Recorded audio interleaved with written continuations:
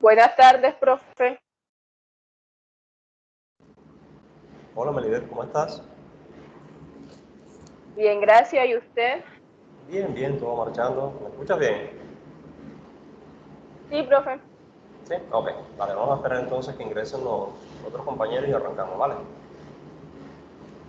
¿Tú tenías Vale. inconveniente para ingresar o solamente era yo? A mí no me aparecía la reunión, o sea, iniciada. Ah, ok. No me dejaba ingresar, no sé por qué.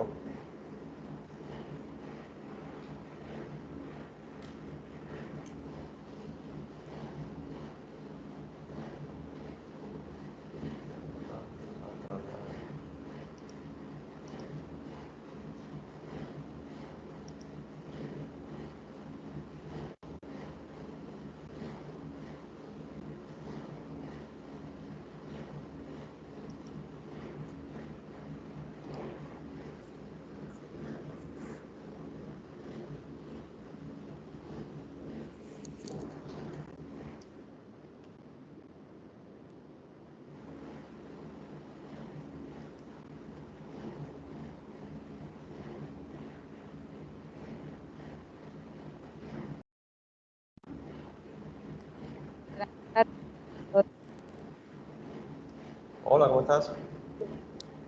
Tarde.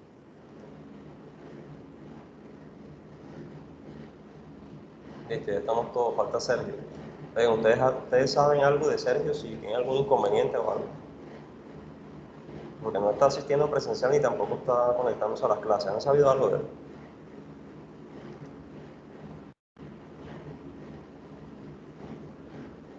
Profe Sergio, ¿qué? Que si han sabido algo de Sergio, porque él no me está asistiendo ni presencial, él es el único que estaba inscrito para venir en alternancia, pero no está asistiendo ni presencial ni tampoco lo conectaban en las clases. No sé si ustedes han sabido algo de él.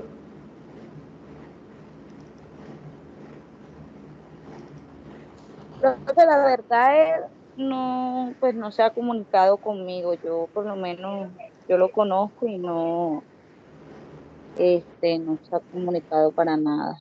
No me ha dicho nada, entonces no sabría qué decirle. No sé, me imagino que debe.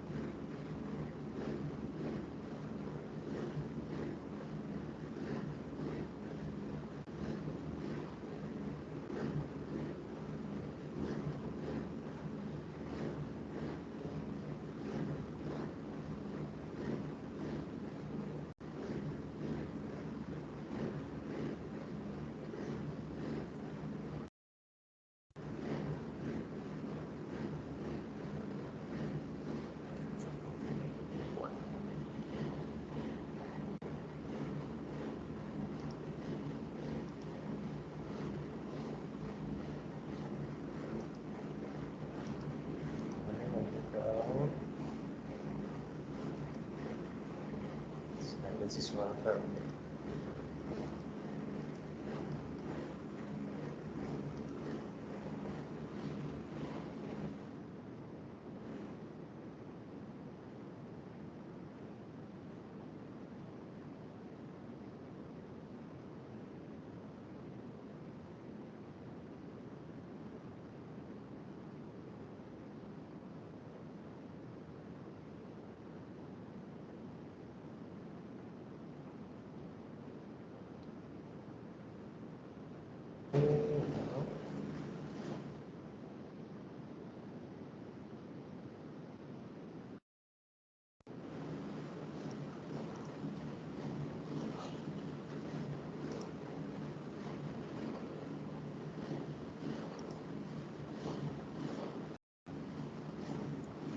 Bueno, entonces, ahí me escuchan bien, ¿sí?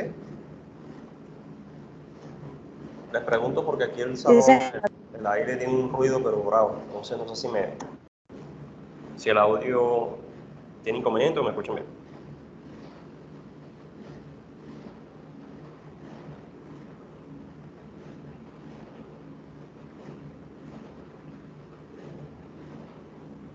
Bien, la clase pasada estuvimos trabajando en relación al concepto de lo que son los materiales peligrosos, estuvimos haciendo un recorrido allí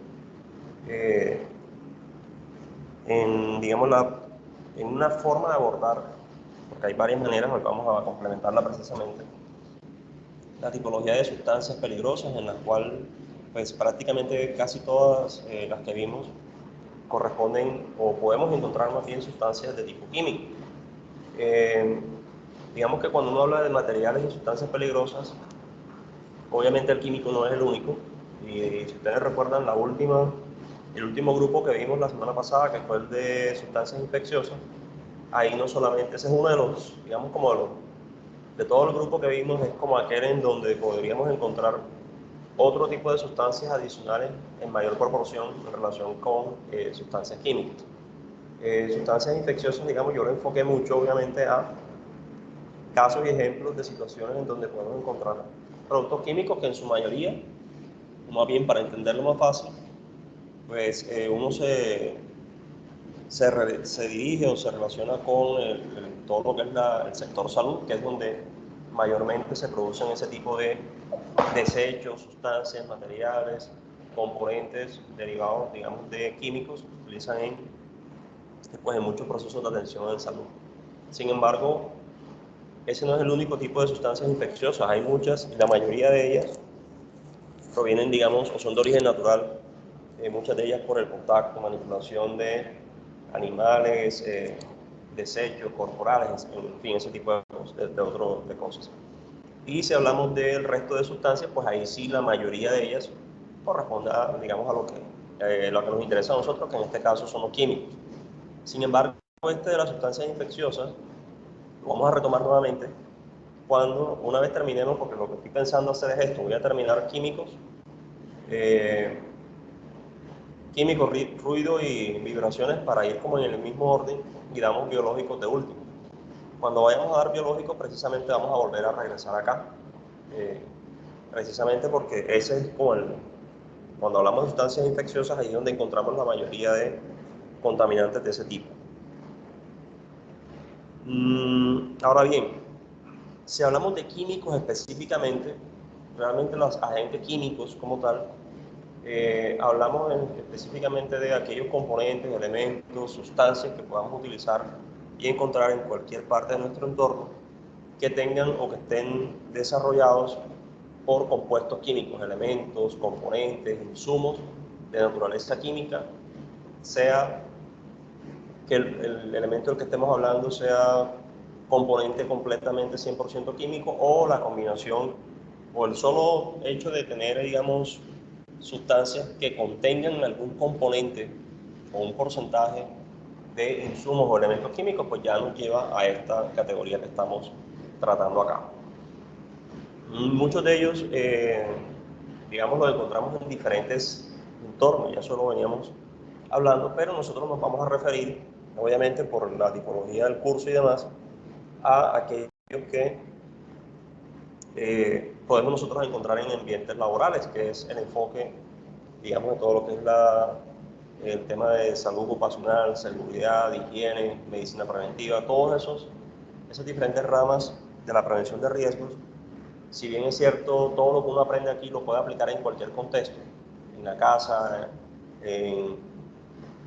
digamos, en cualquier sitio, pues obviamente nos vamos a estar relacionando específicamente a lo laboral, no sin ello que no digamos, sin dejar de lado que esto pues obviamente también se aplica, y de hecho fíjense que yo he puesto muchas veces ejemplos de la vida cotidiana precisamente con la intención de que tengamos claro que estos procesos de prevención de riesgos los encontramos en cualquier contexto y lo que uno aprende sobre agentes químicos o sustancias peligrosas es para la vida. En cualquier sitio en el que estamos, cuando yo no va aprendiendo sobre estas cosas, se vuelve mucho más precavido, se vuelve mucho más analítico, ve riesgos donde otras personas no lo ven, no los identifican, y esa es parte precisamente de ese ADN de la formación de cualquier profesional que se forme en carreras o en programas relativos a la gestión de riesgos.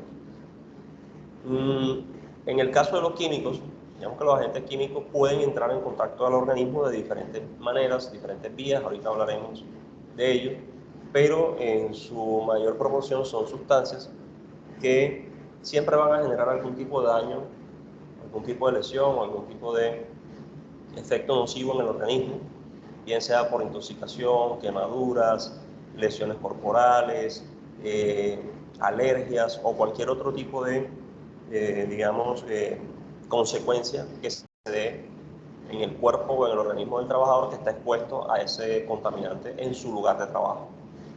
En general nosotros vimos, hasta digamos la clase anterior nos enfocamos mucho en el tema, porque estábamos hablando obviamente de sustancias peligrosas, y vimos una clasificación bastante grande. Dentro de esa clasificación, cuando hablamos ya específicamente de agentes químicos, realmente la clasificación se centra en 3 grupos.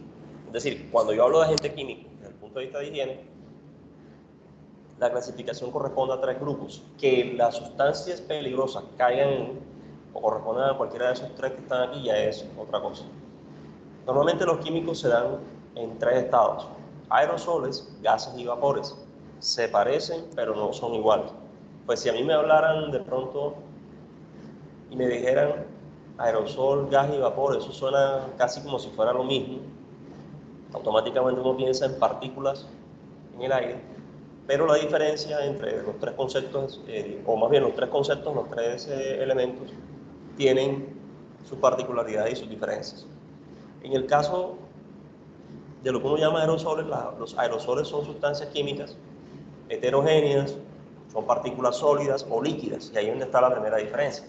El aerosol puede ser un sólido o puede ser un líquido, pero en este caso los aerosoles están suspendidos en un gas.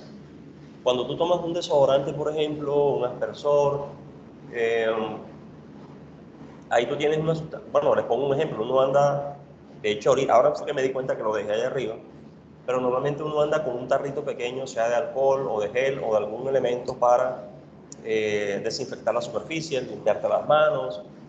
Digamos, mientras está en esos periodos, por lo menos yo me lavo las manos muy frecuentemente, pero tomado por costumbre desinfectar todas las superficies. Ahí se me fueron las luces ahora precisamente, por eso me acordé ahora que le estaba poniendo el ejemplo. Pero cuando yo tomo, por ejemplo, un atomizador y, digamos, activo el atomizador, me refiero a un dispositivo similar al que está ahí en la fotografía, yo tengo alcohol líquido, y cuando yo activo, lo que estoy suspendiendo en el aire son pequeñas partículas de ese líquido, ¿sí? Y esas pequeñas partículas son las que, digamos, se desprenden o se dispersan en el ambiente, generando pues diferentes tipos de situaciones, en su mayoría nocivas para el organismo o para el ser humano.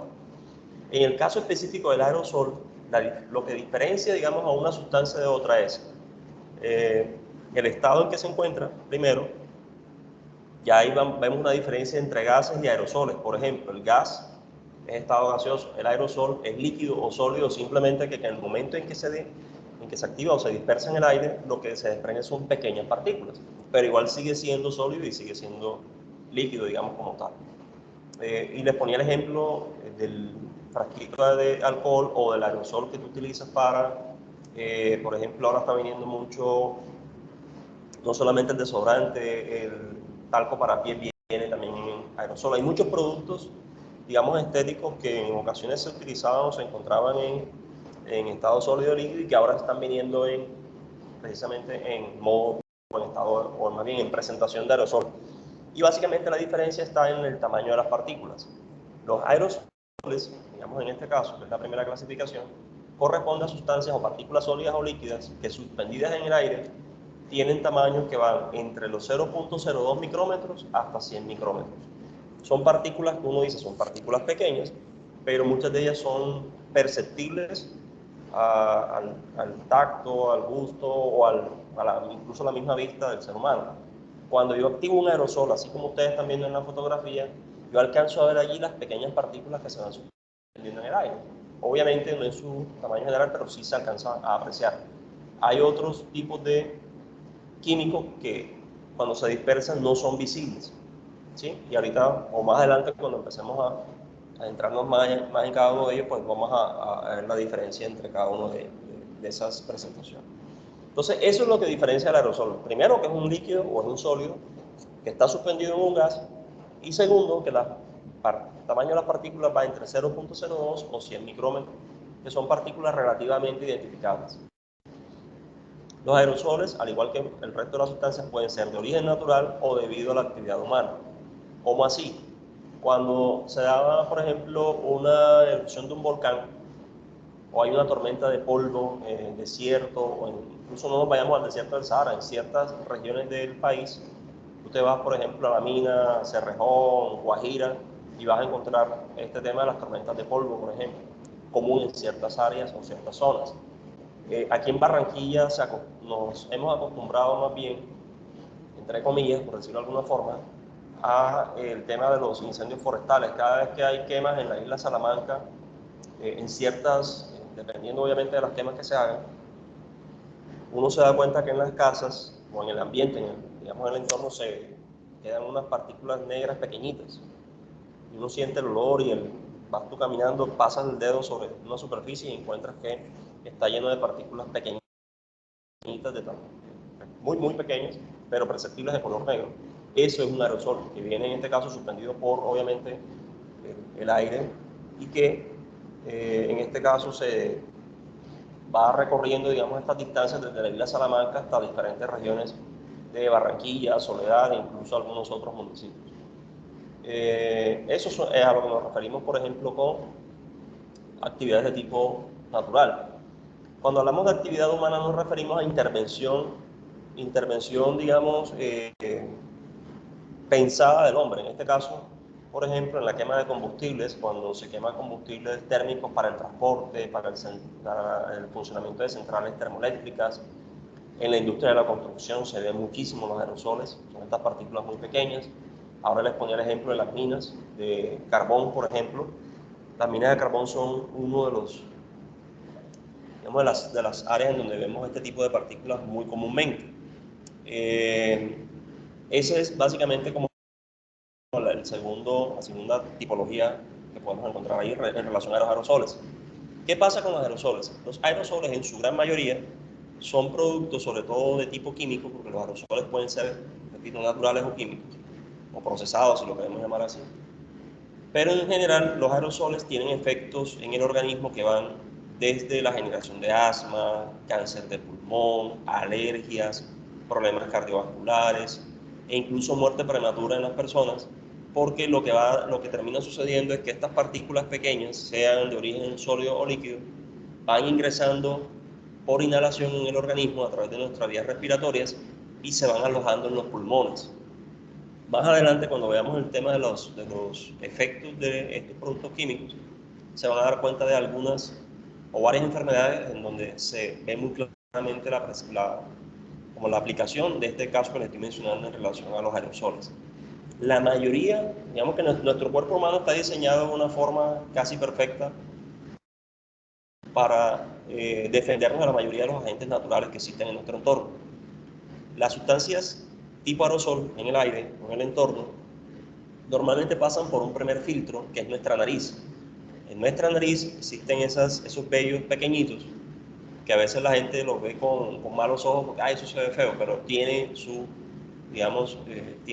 funcionalidad, y precisamente su funcionalidad está en poder retener, es un filtro, por decirlo así, de esas pequeñas sustancias que tenemos en el entorno, en el ambiente, y que nosotros estamos respirando en condiciones normales. Entonces muchos de estos aerosoles se alojan en la nariz y ahí quedan, no pasa nada. Eso es, repito, nuestro filtro natural. O incluso en la garganta, y hasta ahí no hay problema.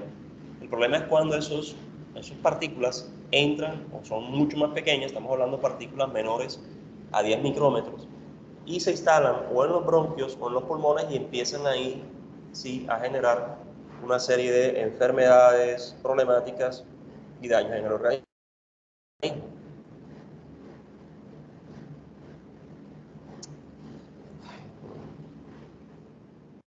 En relación a los aerosoles, tienen también hay una clasificación o una subclasificación de los aerosoles, que en este caso solamente la voy a mencionar como a nivel de formación general, pero realmente eso digamos, no es algo que a nosotros nos vaya a generar un impacto desde el punto de vista de estudios, ni mucho menos, porque precisamente para eso existen los dispositivos, los elementos para hacer mediciones de identificación o clasificación de partículas.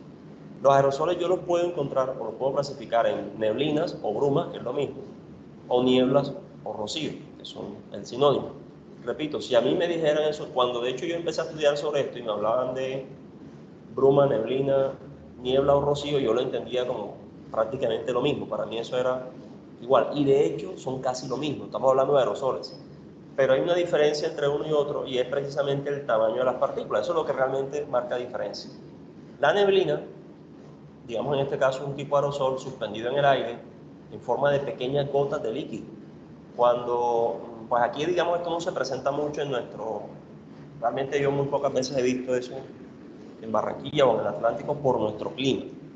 Pero si tú te vas a Bogotá o a Medellín, por ejemplo, es muy común ver escenas como la que les estoy mostrando en la fotografía de arriba, en donde, como parte del medio ambiente natural, se generan neblinas. Esas neblinas son pequeñas gotas de líquido suspendidas en el aire, apreciables a simple vista porque uno se da cuenta, obviamente, y la neblina tiene la particularidad de impedir la visión digamos, a distancias mayores. Realmente la diferencia, repito, entre una neblina y el rocío está en que en la primera, es decir, la que estamos hablando de la neblina, son partículas que están entre los 2 y los 60 micrómetros. Los rocíos tienen, digamos, unos tamaños mucho más pequeños. Siguen siendo sustancias o gotas líquidas dispersadas en el aire, originadas por condensación de un líquido, pero su tamaño oscila entre los 5 y 10.2 micrómetros. Son partículas un poco más pequeñas que la anterior. Pero en esencia son prácticamente lo mismo. Los polvos, que es otro tipo de aerosol, en este caso los químicos, ya ahí sí tienen una diferencia en relación a lo que llamamos neblina y rocío. Y es que si ustedes se dieron cuenta, cuando hablamos de neblina o rocío, estamos hablando de partículas líquidas. En ambos casos, cuya diferencia está en que la una es más grande o más pequeña en cuanto a tamaño de partículas, pero ambas son partículas líquidas. Cuando hablamos de polvos, estamos hablando de aerosoles cuyos, primero, estamos hablando que son partículas sólidas y ahí ya va una primera diferencia. Y segundo, que los tamaños de lo que uno llama polvo químico o polvo natural, son o están dadas por diámetros o tamaños menores a 500 micrómetros. El caso del anterior, de la neblina o la niebla, no sobrepasaba los 60 micrómetros. Aquí estamos hablando de 500 hacia abajo. Entonces, digamos que el polvo es muy común en cualquier contexto, en nuestro medio muchísimo. Pero, pues polvo hay de distintas categorías. Polvos naturales, como el caso de la arena, los granos, y polvos químicos que ya ese sí tienen digamos, una peligrosidad muy grande para nosotros como seres humanos, y es a lo que nosotros nos vamos a referir acá. En la industria, por ejemplo, existen muchas sustancias peligrosas suspendidas en el aire por desintegración de diferentes procesos. En la trituración, por ejemplo, de hormigón, de madera, de arena, podemos nosotros encontrar ese tipo de sustancias en molinos, en industrias de extracción de metales, por explosión, por perforación, por corte, por pulido. O sea, todo ese tipo de procesos normalmente generan polvos. Dependiendo de la sustancia, en este caso, que se está procesando, el polvo que se genera allí puede ser relativamente manejable o puede ser altamente peligroso si se trata de una sustancia química. En general, ambos son peligrosos, porque igual lo que tiene en particular el polvo es que se va alojando directamente en los pulmones. De hecho, una de las enfermedades, digamos, más relacionadas y más fácil de identificar o como de relacionar con el tema de los aerosoles es la neumoconiosis o enfermedad del pulmón negro. Esa enfermedad le da a las personas que trabajan en minería y en extracciones, sobre todo en explotación de algún tipo digamos, de elemento natural. En el caso de la minería es el más común, en el caso que ustedes están viendo ahí, o incluso en la industria de la construcción. Es una enfermedad que es muy común de los mineros. Lo que termina sucediendo ahí se le llama pulmón negro porque las partículas pequeñas digamos, o los polvos o partículas aerosoles pequeños que hay en el entorno, cuando se dan los procesos de explotación de carbón, pues obviamente eso está suspendido en el aire y nosotros, si no utilizamos ningún tipo de equipos de protección personal adecuadamente, pues esas partículas van entrando a nuestro sistema respiratorio, se empiezan a alojar en los pulmones y eso va quedando ahí. Entonces, con el tiempo, el pulmón, digamos, si uno viera una radiografía, creo que tengo una por aquí, a ver si está. No, en una de las diapositivas más adelante la van a ver. Cuando uno coloca la radiografía de un pulmón en digamos, un rayo X, a estas personas el pulmón se ve completamente negro porque ya se ve invadido por esas pequeñas partículas que se van alojando en el interior del pulmón y que van haciendo que el pulmón pierda flexibilidad. El pulmón se va volviendo rígido y al volverse rígido la persona empieza a tener problemas respiratorios. Algo relativamente parecido a lo que hace, en realidad en este caso sería un virus, el COVID, con las personas, y por eso ese es, digamos, uno de los puntos más peligrosos de esta pandemia que estamos viviendo, cuando ese organismo ataca el sistema respiratorio y los pulmones. Pero algo parecido, digamos, no es exactamente igual, pero sí es muy parecido a lo que sucede con, digamos, los aerosoles. Dentro de los aerosoles encontramos también, digamos, hablando de los ¿cómo es? Polvos, encontramos también sus clasificaciones. Podemos encontrar, por ejemplo, humos orgánicos que se dan son como consecuencia, digamos, de procesos naturales, como es la combustión de humo de carbón, tabaco, leña y ciertos derivados del petróleo.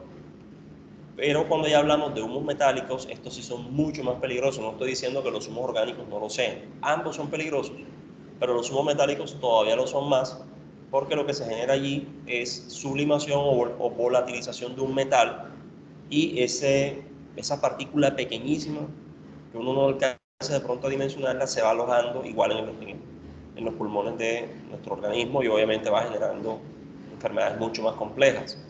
Para ponerles un ejemplo de qué estamos hablando, precisamente esa fotografía que ustedes están viendo ahí corresponde a uno de los puestos de trabajo más peligrosos desde el punto de vista de aspersión de humo metálico. Cuando tú estás haciendo soldadura, la soldadura genera desprendimiento de partículas muy pequeñas, son partículas sólidas, metálicas, y esas partículas, si yo no tuviera ni la careta ni ningún tipo de elemento de protección personal, sobre todo respiratoria, pues esas partículas pequeñas irían directamente a nuestro sistema respiratorio.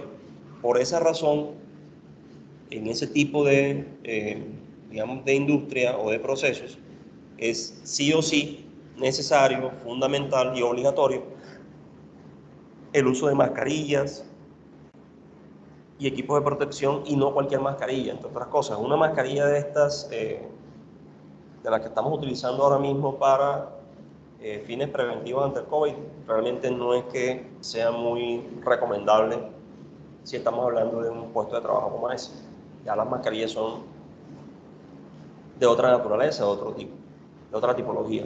De hecho, no sé si ustedes se acuerdan cuando empezó la pandemia, que se escasearon así de un momento a otro las mascarillas N95, pero no las N95 que salieron después blancas, tipo, digamos, enfocadas al sector salud, sino las de uso industrial, que en la mayoría traen unas válvulas, precisamente porque tienen una característica un poquito distinta a las que estamos utilizando nosotros en este momento. Entonces no es cualquier tipo de mascarilla, es una mascarilla especial y particular. Bien, aquí tenemos esto, repito, a modo de información general. Ustedes no tienen que aprenderse eso tampoco. Con que uno tenga la claridad de la diferencia entre una cosa y otra, es importante para efectos de poder identificar, y cuando uno está haciendo estudios, pues referirse digamos, al producto o al elemento químico en función de la naturaleza correcta que este tiene, si es un aerosol, si es un polvo, si es un gas, ¿ya? Aquí tenemos una tabla que nos muestra un poco la diferencia en tamaño de las partículas entre aerosoles, nieblas, polvo y humos metálicos, polvo y humo metálico de fundición, que es diferente, polvo de fundición, la niebla que genera el ácido sulfúrico, los gases, el humo negro, el humo de aceite, las cenizas, entre otros. Pero eso, repito, es más como informativo un poco. Luego, de los aerosoles, que son como el grupo mayor, por decirlo así, de sustancias químicas, la mayoría de las sustancias químicas están en esa composición, en ese primer grupo. Encontramos dos grupos más que son gases y vapores. El caso de los gases básicamente se refiere, y ese concepto sí lo conocemos nosotros por física, física mecánica, física caloronda, física eléctrica. Sobre todo cualquiera de esas dos uno habla del tema de los gases, entendiendo que el gas no es más que un material o una sustancia que no tiene forma ni volumen propio. Eso es lo que marca diferencia entre un gas y un aerosol, que en este caso sí tiene forma propia. Los gases, en este caso, tienen la particularidad de que ocupan el espacio del recipiente que lo contiene y pueden cambiar su estado físico a través de la modificación o la interacción o la presencia de altas temperaturas o presión que influyen en ese elemento, en ese componente. Sustancias químicas tipo gases hay muchísimas y son bastante peligrosas porque en su mayoría son difíciles, bueno, no todas, pero hay muchas de ellas que son difíciles de detectar. Pongo un ejemplo. Hace muchos años, de pronto ustedes no vivieron eso, se utilizaba mucho las pipetas de gas, gas propano, que eran unos cilindros así grandotes de color verde, que eran los que vendían, pasaba el camión por la puerta de la casa de las diferentes familias y vendían esos cilindros. Uno compraba el cilindro, lo conectaba en la parte de atrás de la estufa, o digamos, en este caso para cocina, y ese era el elemento que se utilizaba en la mayoría de los hogares hace muchos años. Con el tiempo se encontró que el gas, digamos, en sí, es digamos, una sustancia que permitía generar fuego y todo lo demás, pero el uso y manipulación de esos cilindros siempre ha sido, digamos, una condición, una situación peligrosa.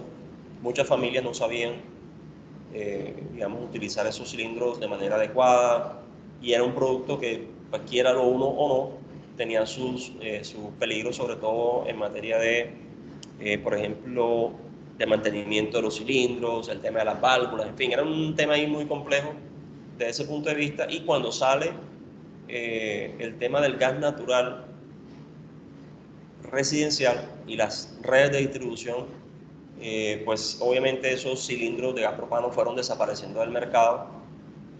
Yo la verdad pocas veces los veo, creería yo, y me atrevo a decir que de pronto en regiones, municipios y sectores de pronto donde no llega el gas natural, que ya igual está, pues, las redes son bastante amplias, pero hay sitios en los que no llega, es donde se sigue utilizando de pronto esas pipetas de gas propano. Cuando se empezó a utilizar el gas natural en las viviendas, uno de los mayores problemas que se presentaba es que cuando había una fuga de gas en la casa, nadie la podía detectar. ¿Por qué? Porque el gas natural, el que utilizamos en nuestras viviendas para cocinar, en estado natural no tiene olor. Tú sueltas el gas natural en condiciones, digamos, repito, naturales, sin haberle hecho ningún tipo de modificación, el gas natural no tiene olor. Entonces, cuando había una fuga en la casa, uno no se daba cuenta, a menos que por de pronto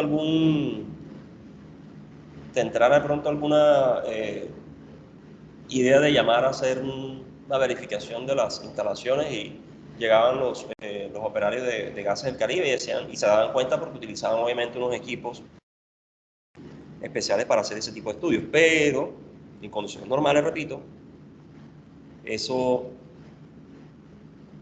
es difícil de detectar porque no tiene olor. Entonces, ¿qué hizo Gases del Caribe? Como eso es, obviamente, el hecho de tú contar con una fuga de gas en tu casa es lo más peligroso que hay.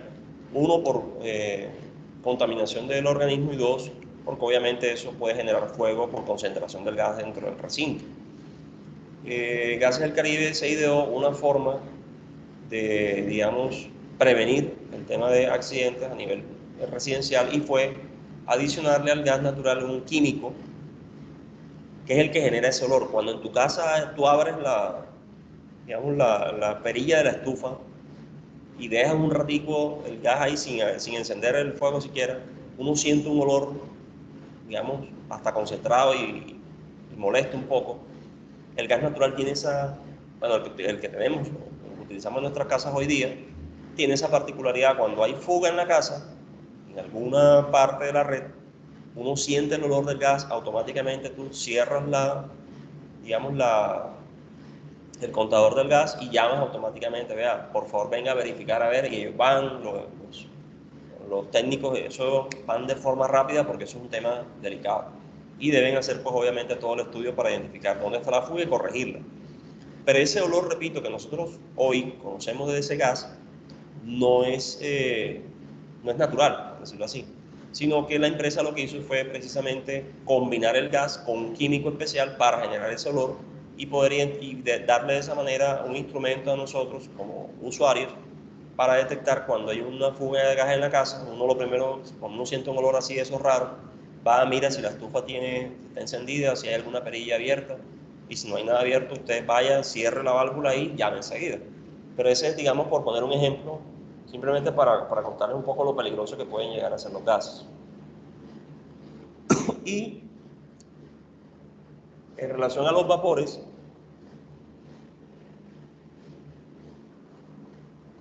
estamos hablando ya de sustancias químicas en estado líquido o sólido, pero con un tamaño de partículas a nivel ya molecular, que realmente nosotros no podemos ver a simple vista. ¿Y dónde está la diferencia realmente?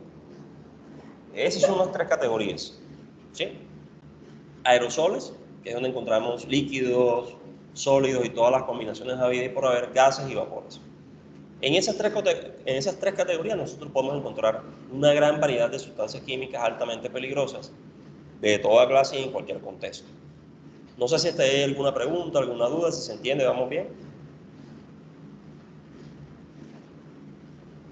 Sí, señor. ¿Sí? Ok.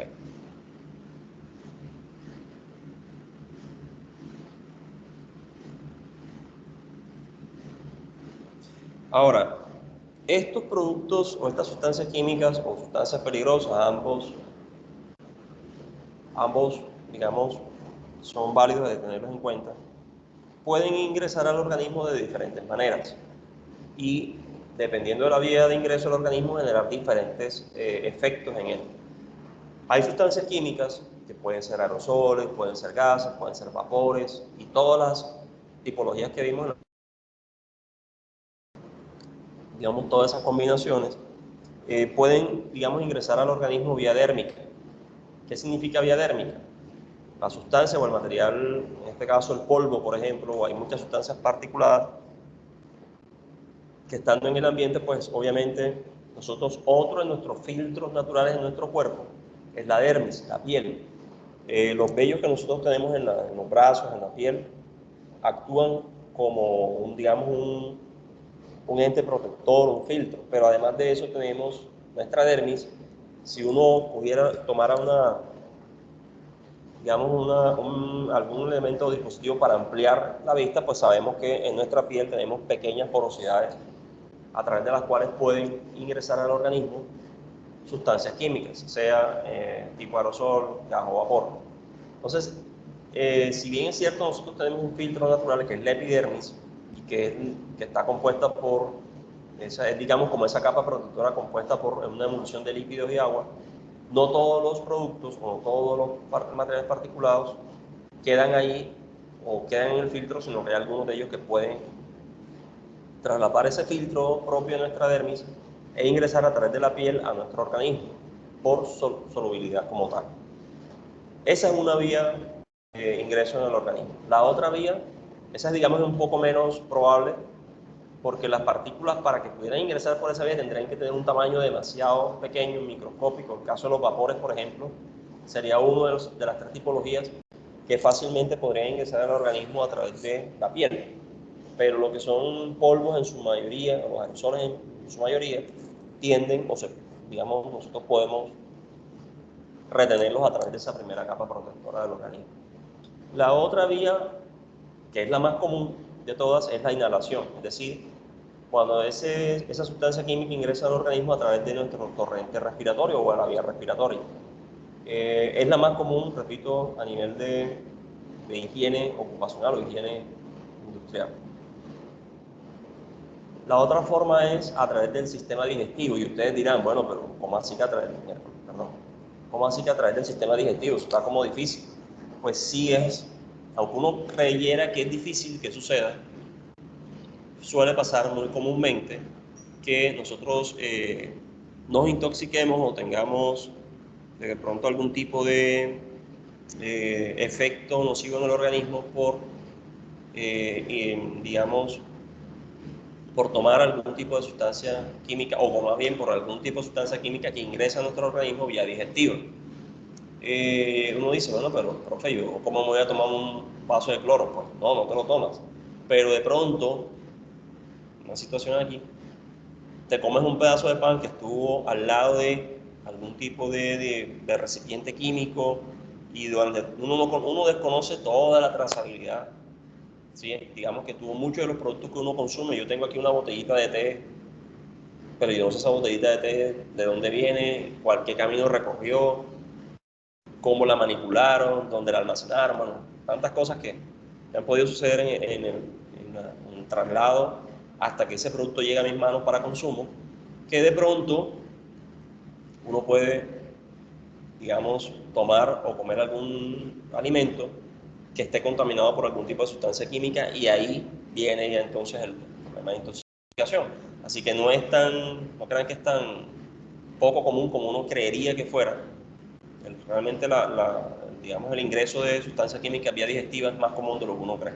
A pesar, repito, lo que pasa es que uno no lo hace conscientemente, pues, por lo menos se diría uno. Pero sí hay personas que de pronto sí.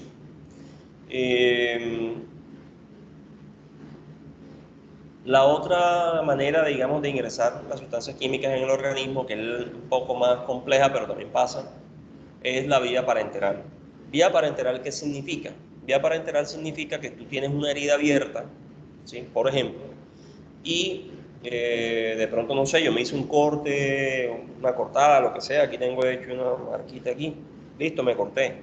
Y resulta que yo estoy manipulando algún producto, alguna sustancia, y accidentalmente, porque muchas veces uno ni se da cuenta, esa sustancia química tiene contacto con la herida, y a través de esa herida ingresa al organismo, en este caso al torrente circulatorio o a la sangre. Y ahí, digamos, viene también la peligrosidad de la contaminación o la intoxicación o la quemadura o cualquiera que sea, ya, pues ya eso es, el efecto es otra cosa que vamos a ver ahora en el organismo, pero se da a través precisamente de inoculación, que básicamente es el hecho de que esa sustancia permea o atraviesa nuestra dermis, pero a través de una herida, no como el primero, que pues simple y sencillamente, por ejemplo, hay polvo en el ambiente, ese polvo se arroja en la piel y uno ve la persona blanca llena de polvo, bueno, listo, no pasó nada. Aquí es distinto, aquí yo tengo una herida abierta, ese material o esa sustancia entra en contacto directo con la herida y a través de esa herida ingresa al organismo. Esa es la diferencia básicamente. ¿Okay?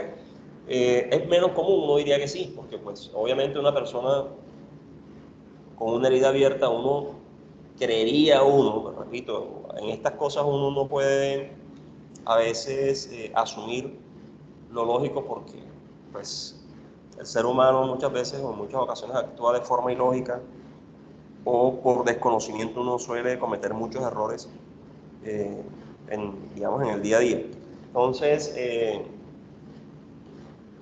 pasa muy comúnmente, de pronto no conscientemente, diría uno, pero también hay el caso de personas que sí lo hacen conscientemente, tienen la herida abierta y les da lo mismo, siguen haciendo. Voy a poner un ejemplo, una persona, un zoólogo o un veterinario que tenga alguna herida abierta y está de pronto manipulando alguna sustancia o está atendiendo un animal, y a través de esa herida ingresan virus, microorganismos o sustancias químicas al organismo. Entonces, por un descuido, digámoslo así. Entonces, eso puede llegar a suceder más comúnmente de lo que uno pensaría. Esos son los mecanismos de ingreso. Ahora bien, independientemente de la forma como ingresa el químico o la sustancia peligrosa a nuestro organismo, esos productos o esas sustancias generan diferentes efectos. Hay químicos o sustancias que son irritantes. Irritantes, ¿qué implica? Que a uno se le enrojece la piel, digamos como por inflamación o aparente quemadura de ese químico cuando entra en contacto con nuestra piel o con el sistema respiratorio. Un producto que es irritante, el gas que desprende el cloro, por ejemplo. Yo les ponía la semana pasada una situación que vimos aquí, un ejemplo. Ese es un caso en donde puede pasar eso. Pero yo les pongo otro. Ustedes utilizan mucho, vamos a suponer el caso, digamos que dentro del tema, digamos, de los cosméticos y ese tipo de cosas, utilizan de pronto un labial, te tiñes el cabello, o de pronto un perfume. Compraste un perfume, te lo echaste y ¡pum!, alergia enseguida. Y hay muchas, yo he escuchado esto que voy a decir y suena chistoso y todo, pero repito, lo chévere de este cuento es poner ejemplos de la vida cotidiana. Ah, es que te echaste un pachulín, compraste un perfume de esos baratos en la calle y te hizo alergia. Puede que sí, pero yo conozco casos, voy a dañar el tapabocas. Conozco casos, o he tenido, o más bien conozco personas que ni siquiera el pachulín, como le llaman uno vulgarmente. Yo tuve una exnovia hace muchos años, voy a poner este ejemplo, que el polvo compacto que ella utilizaba para la cara, cuando compraba polvo compacto, digamos, de marca, costoso, le daba alergia en la piel, se le ponía la piel roja.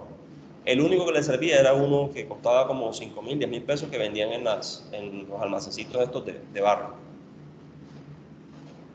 Ese era el que le servía, el más barato, el menos, pero digamos los polvos compactos costosos de marca y demás, en su mayoría les generaban alergia.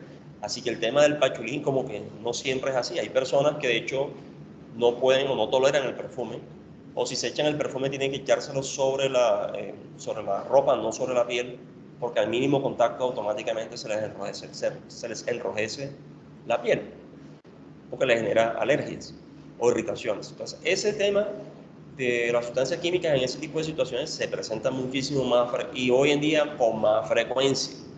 Y uno dirá, oye, ¿será que nosotros como seres humanos nos estamos volviendo más ¿qué será? Más delicados, más débiles? No, no es eso. Simplemente que hay tanto producto químico y tantas variaciones de químicos hoy en día que utilizamos, una cantidad de productos, sobre todo lo que son productos estéticos, que realmente uno desconoce. Miren, yo les soy franco, son más los productos que nosotros desconocemos desde el punto de vista de sus efectos, desde el punto de vista del manejo, e incluso de la peligrosidad que tienen, que lo que realmente conocemos nosotros. Cuando digo nosotros me refiero estudiado científicamente. ¿Por qué creen ustedes que hasta hace apenas unos pocos años en Colombia se prohibió la utilización del asbesto?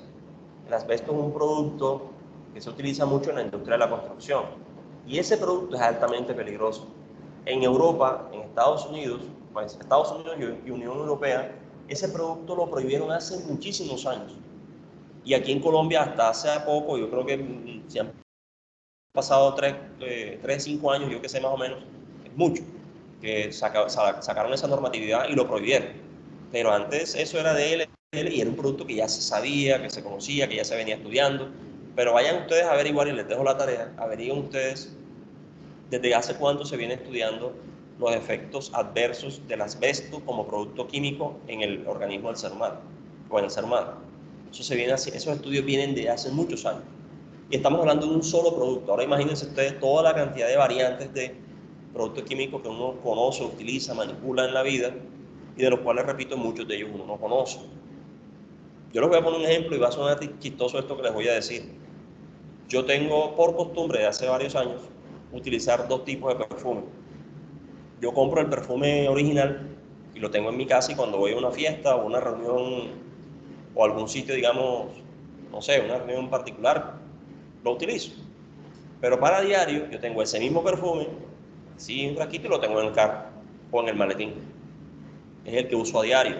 ¿Dónde lo compro? En el Paseo Bolívar. Me cuesta, qué sé yo, 20.000, 40.000 más o menos. Ponle 20, un frasco así. Y huele exactamente igual que el original. no tiene, o sea, por lo menos el que yo compro de la marca de la casa aquí, de la casa como tal, pues tiene su marca también, del químico que lo fabrica, es muy bueno, o sea, pues, y la verdad muchas veces yo me echo los dos y la diferencia como que no es muy notoria que uno diga. Sin embargo, yo no tengo ni la más remota idea cuál de los dos será mejor, o si de pronto ese producto químico que yo estoy comprando, que es un perfume ya abajo de 20.000 pesos, pueda generar algún tipo de efecto o alergia. Por lo menos a mí nunca me ha pasado, pero seguramente, estoy seguro que a más de uno le ha pasado, o no sé el caso de ustedes, que utilizan de pronto, o personas que se tintan el cabello, y hay ciertos tintes que generan alergia. Hay personas, por ejemplo, se van a hacer algún tratamiento en el cabello, se echan lo que es y pum, cuando sienten en la piquiña en el cuero cabelludo y corra a lavarse. Son ejemplos, son situaciones que le estoy colocando en la vida cotidiana en el uso de sustancias químicas que pueden generar cosas como esta, el tema de la irritación. Encontramos también otro efecto ya un poco más complejo, que son los efectos neumoconióticos. ¿Qué significa efecto neumoconiótico? Básicamente lo que estamos hablando, estoy utilizando el término técnico, pero realmente lo que estamos hablando es el alojamiento de pequeñas partículas, sean líquidas o sólidas, en su mayoría, en los pulmones. El polvo, en general, cualquier tipo de polvo, el humo, producen problemas respiratorios. ¿Por qué? Porque disminuyen la flexibilidad de los pulmones. Entonces, la fotografía que ustedes están viendo aquí, esas zonas que ustedes ven en círculos azules, son áreas en las cuales el pulmón tiene, digamos, incrustado sustancias, algún tipo de sustancia particulada o humo metálico que le genera esa condición al pulmón. Cuando tú ves una radiografía, yo antes pensaba lo contrario, cuando uno ve la radiografía del pulmón, resulta que si lo ves aquí negro está bien, pero estas áreas que uno ve que se ven como transparentosas, que son donde están los círculos, son áreas en donde hay algún tipo de sustancia alojada en el pulmón. Puede ser la sílice, por ejemplo, el óxido de hierro, el carbón en general, fibras como el algodón, el cáñamo, el bagazo de la caña de azúcar. Todo ese tipo de sustancias generan este tipo de problemáticas. Y obviamente, ¿qué sucede cuando un pulmón pierde flexibilidad? Pongámoslo, no somos médicos ninguno de los que estamos aquí, pero imagínense ustedes el funcionamiento de un pulmón. ¿Qué pasa cuando ese pulmón pierde flexibilidad?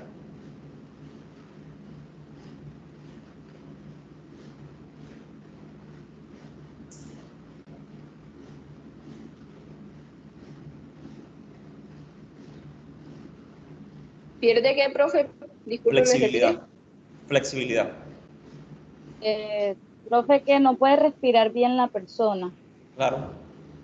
De hecho, lo que le está pasando ahora... Profe, los Dime. pulmones no se inflan. Dime. Los pulmones no, o sea, no se inflan bien de la forma correcta. Exactamente. ¿El pulmón qué hace? El pulmón se contrae, se dilata, ¿cierto? Y digamos, unos pulmones en buena condición, por decirlo así, digamos, de salud, tienen un grado de flexibilidad que permite hacer eso. Como si tú cogieras un acordeón, el acordeón se infla, pero se contrae y se dilata. Y eso es lo que nos permite a nosotros respirar. En el momento en que se empiezan a alojar estas partículas químicas en los pulmones, es como si yo le metiera, yo no sé si ustedes han visto las cocinas en las casas, ya cuando van pasando los años, en las paredes uno empieza a darse cuenta que la pared se va poniendo como amarilla. Y es porque, a pesar de que uno no lo ve, cuando tú estás cocinando, el aceite de cocina genera unos vapores y esos vapores van, digamos, con el tiempo se van impregnando en la pared. Tú le pasas la mano a la pared, por eso que la mayoría de las cocinas las enchapan con la intención de poderlas lavar más fácil. Si tú no la enchapas, la pared se vuelve nada, eso sí, póngale la firma. Pero aún así enchapándolas, con el tiempo uno le pasa la mano al enchape y siente como, bueno, y esto que parece como si uno le hubiese echado una goma o una resina. Así pasa con los pulmones nuestros cuando hay presencia de este tipo de sustancias. Entonces, al perder flexibilidad, el pulmón ya no hace su movimiento natural de contraerse y expandirse. va a costar más y la persona por ende tiene dificultades respiratorias. Lo que está pasando hoy con el COVID es exactamente eso. Lo único es que no es generado por una sustancia o digamos en este caso por digamos un agente externo, sino por un virus que entre tantos de los efectos que genera, uno de ellos es ese, el más peligroso, dicen, no es el más peligroso, pero bueno. Y eso es lo que hace que la persona camina de aquí al baño y ya se está ahogando, pero es por eso, porque los pulmones no tienen esa capacidad o esa flexibilidad para poder actuar normalmente, porque están llenos de, digamos, en este caso, una sustancia, no recuerdo ahora cómo es que se llama, pero bueno, es simplemente como por comparar y poner un ejemplo. Ese es otro de los efectos de las sustancias químicas. El otro efecto que encontramos en los químicos es el efecto tóxico o sistémico. Básicamente, cuando hablamos de tóxico sistémico, estamos hablando básicamente de compuestos que entran en el organismo, se diseminan, es decir, se riegan por todo nuestro organismo y generan toda cantidad de efectos diferentes. Los insecticidas, los pesticidas, los hidrocarburos aromáticos, por ejemplo, son sustancias que tienen esa particularidad. Es decir, no atacan un solo componente de nuestro organismo, sino que al distribuirse o diseminarse por nuestro organismo, generan diversidad de efectos y eso los hace todavía más peligrosos porque son más complicados de tratar. Una persona, por ejemplo, que se intoxica con un pesticida, miércoles, automáticamente eso corre a la clínica porque eso es cuestión de horas o minutos el que esa persona pueda perder la vida precisamente por efectos sistémicos de ese pesticida o de ese químico que genera diferentes reacciones o diferentes efectos en el mismo. Y tenemos los efectos anestésicos o narcóticos. El efecto anestésico significa la persona ahí se duerme, se adormita, o narcótico se eleva, se va en su mundo, porque básicamente estos productos lo que hacen es que disminuyen la actividad cerebral o la capacidad de, digamos, de funcionamiento normal de nuestro cerebro. La mayoría de los disolventes industriales tienen esa particularidad y voy a poner un ejemplo solamente. Esas son escenas duras de ver, pero es el ejemplo que se me ocurre en este momento. Pero usted ve una persona, uno de estas personas de la calle que van con los tarritos, sobre todo ahí en la 38, por allá abajo ya es como muy común ver eso, en la zona, digamos, ya casi llegando a la calle 30, entre 30 y Murillo más o menos. Y tú ves a los indigentes con el tarrito de colbón, de boxer. El boxer ese que ellos van pegados, lo que hace es precisamente este efecto que les estoy mencionando ahora. La persona se duerme, se anestesia, entre comillas, pero obviamente nuestra actividad cerebral disminuye, eso tiene unos efectos, pues la persona está drogada, el efecto real, para decirlo, digamos, en términos más castizos, es la persona está drogada, está elevada, está en su mundo, pero es por eso, que esos productos tienen esa particularidad. Entonces, por ejemplo, si usted en su casa necesita utilizar algún tipo de resina pegante, el colbón tiene esa particularidad de contar con ese tipo de efecto. Obviamente no te estoy diciendo que no puedes utilizar colbón el boxer en tu casa. Vas a pegar un par de zapatos, uno lo utiliza. Lo malo es estar en contacto con ese producto durante un tiempo muy prolongado o en espacios cerrados. Ya ese es lo que genera de pronto esa condición.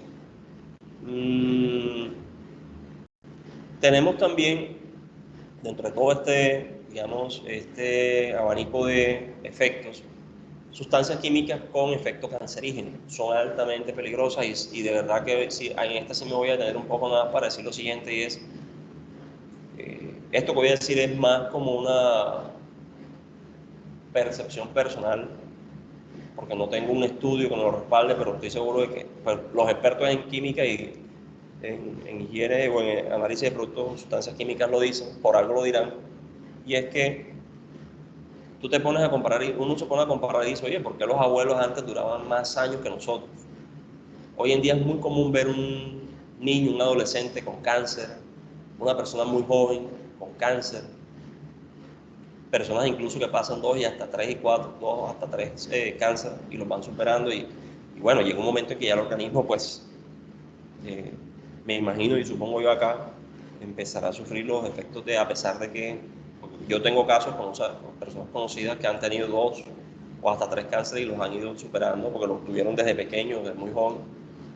Y uno dice, bueno, ¿y eso hasta qué punto o qué tanto efecto podrá tener en la persona? Y los tiene. Entonces, el tema de las sustancias cancerígenas, digamos, son sustancias químicas que básicamente lo que hacen en el organismo es que dañan o desordenan las células. Y al dañar las células producen una cantidad de mutaciones, cáncer o presencia de masas que no deben estar donde deben estar. Yo no sé si ustedes ven televisión anoche precisamente, hay una novela que se la ve a mi esposa, yo la veo por ella, se llama Enfermeras, y ahí mostraron una escena que fue hasta pesada, digámoslo así, porque pues, bueno, eso va en cada quien, pero cuando tú ves esas cirugías así de abiertas, uno queda como se asombra, ¿cierto? Pero ayer precisamente pusieron un caso ahí, un tipo que tenía una masa ahí y pensaban que era otra cosa y pum, resulta que era un cáncer, pues tuvieron que extirpárselo ahí mismo, pensando que era un cáncer en una cirugía aparentemente sencilla. Entonces, cada vez más común, y esto lo digo, digamos, con mucho respeto porque pues todos tenemos conocidos, personas, familiares o incluso algunos de nosotros, no sé, que hemos pasado por ese tipo de situaciones que no son nada fáciles, ¿no? Que a uno le digan tienes un cáncer, eso es, no sé, eso genera un impacto fuerte porque no es cualquier bobada lo que representa. Hay muchas sustancias en el ambiente que generan ese tipo de elementos. Y yo les decía que, por lo menos, repito, no soy experto en el tema de esto que voy a decir, pero sí he leído muchos estudios de ello, que relacionan toda esa cantidad de sustancias químicas que nosotros utilizamos y que muy probablemente son las que están causando toda esa cantidad de cáncer temprano que estamos viviendo hoy y las generaciones que vienen con mayor cantidad. Y es por eso, repito, porque nosotros, si comparamos la vida de nuestros abuelos con la vida nuestra hoy, ellos eran, digamos, en ese sentido eran mucho más naturales, no utilizaban tanto preservativo para alimentarse. La mayoría de los productos que nosotros consumimos como alimentos tienen preservativo y los preservativos son químicos. Entonces, el problema es lo que yo les decía al principio, que mientras el asbesto, que fíjense que aparece precisamente como uno de los productos cancerígenos, este insumo, este material, lo prohibieron. El asbesto se utilizaba para hacer este tipo de productos. Las tejas estas que están viendo ustedes ahí, esas son tejas fabricadas en asbesto. Aquí era muy común, sobre todo en las edificaciones viejas, antiguas, se utilizaba mucho eso para la fabricación de tejas, por ejemplo. Y a eso lo prohibieron. Pero el benceno, el cromo, hay una cantidad de sustancias, repito, que uno utiliza y consume o a la que estás expuesto y que de pronto uno no sabe el efecto que pueda llegar a tener en el organismo. Otro de los efectos de pronto menos peligrosos que los que hemos visto hasta ahora es el efecto alérgico. Hay personas que, pues yo no, por lo menos, no sé ustedes, en mi caso yo hasta ahora y gracias a Dios pues nunca he sido alérgico a nada. Mi hermana sí lo es, mi última hermana, ella pues desde niña cualquier cosita, eso era alergia, y es hoy en día ya, y por ejemplo yo, si estoy en casa con ella, yo no me puedo echar perfume delante de ella, tengo que echármelo afuera porque le genera alergia. O sea, una cantidad de cosas que, digamos, a las cuales ella tiene que cuidarse por el tema de la alergia. Yo cuando ya la veo con los ojos rojos, ya sé que alergia fija y no es fácil, digamos, manejar ese tema. Pero es básicamente por predisposición fisiológica de nuestro organismo ante ciertas sustancias en el ambiente. Entonces, las resinas, monómeros, perfumes, incluso hasta jabones o hasta champús y ciertos productos cosméticos a los que las personas terminan siendo alérgicas y no lo sabían. Así como de pronto podemos terminar siendo alérgicos a ciertos alimentos. Yo conozco personas que, por ejemplo, bueno, mi suegra, por ejemplo, es alérgica a los mariscos. No puede comer un marisco de ninguna clase porque eso es pum, enseguida se enroncha. Entonces, ese es, digamos, otro tipo de efecto que podemos nosotros encontrar en el organismo. Otro de los efectos altamente peligrosos de las sustancias químicas son los efectos asfixiantes. hay sustancias, digamos que el producto asfixiante, acuérdense del cloro que les hablé la semana pasada, precisamente este es uno de ellos, que interfiere de alguna manera con el ingreso, transporte o utilización del oxígeno en nuestro organismo. Si uno como ser humano se queda sin oxígeno en un ambiente, nosotros, ¡pum!, ahí quedamos. El oxígeno para nosotros es motor vital de nuestra vida, ¿cierto? Y este tipo de sustancias lo que hacen es que interfieren con el oxígeno y por ende nos impiden respirar y, digamos, mantener nuestras funciones vitales de manera correcta.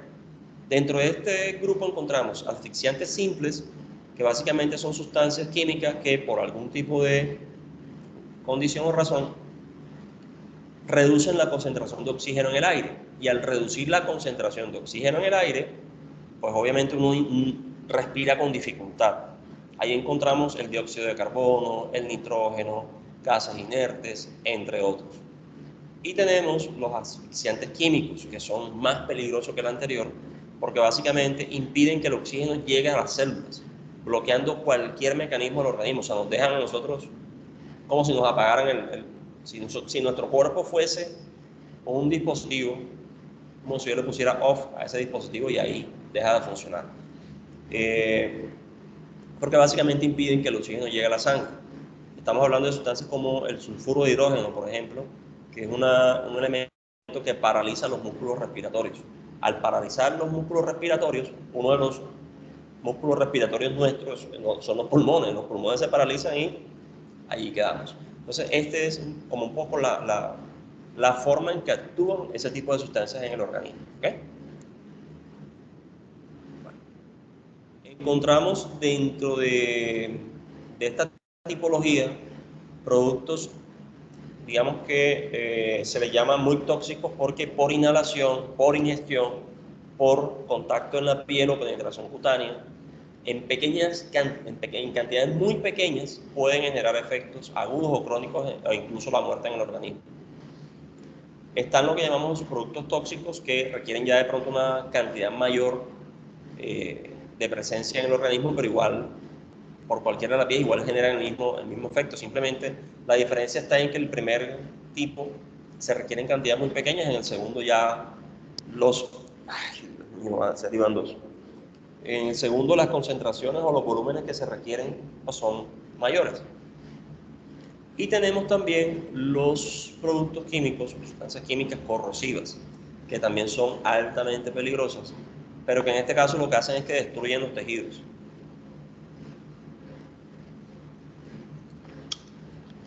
Usted, por ejemplo, si no tiene los elementos de protección personal adecuados y la piel entra en contacto con algún tipo de ácido, el ácido lo que hace es que se come la piel, la quema, la corroe.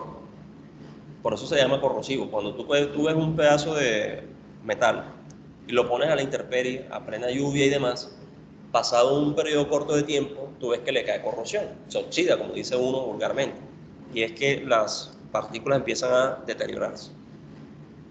Pues eso mismo nos sucede a nosotros, pero en nuestra piel. Cuando esa sustancia entra en contacto con nuestra piel, la diferencia es que nuestra piel no es metal, nuestra piel es bastante delicada en ese sentido, y al entrar en contacto con este tipo de sustancias, como ácido sulfúrico, por ejemplo, te quema la piel, o te come, digamos, se come el pedazo de la piel o lo corroe, ¿sí? O destruye los tejidos. Esa es básicamente la forma como actúa o como genera efectos en el organismo. Son ideas mías, no es que se quiere ir a la luz acá. Bien, tenemos también sustancias que le llamamos sensibilizantes.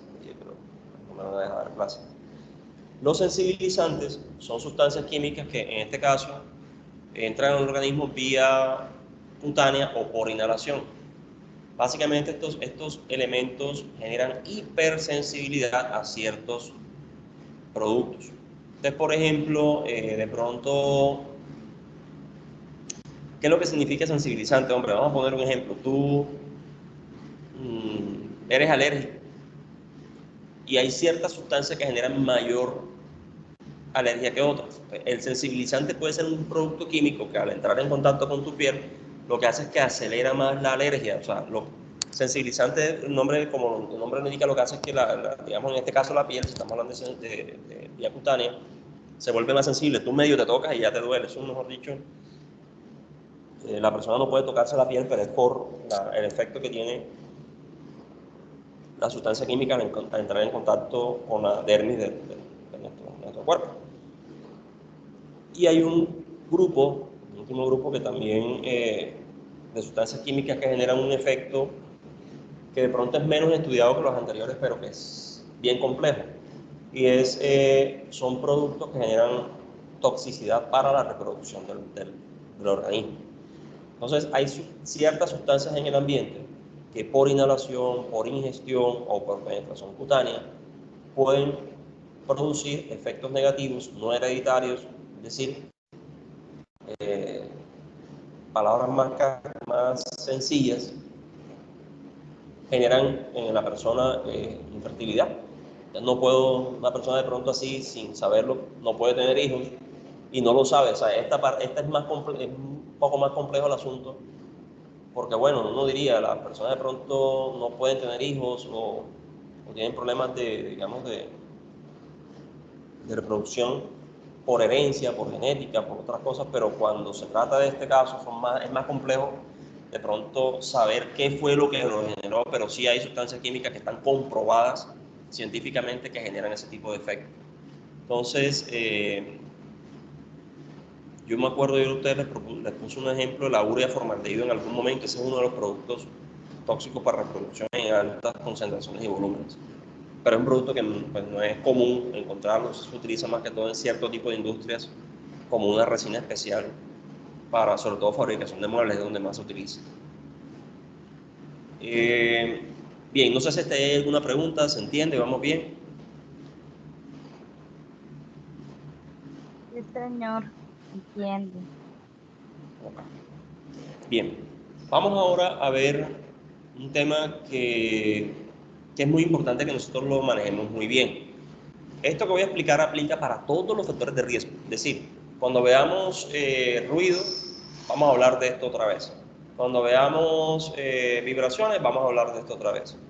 Cuando ustedes vean iluminación o radiaciones, estrés térmico o biológico, vamos a hablar otra vez de los TLB.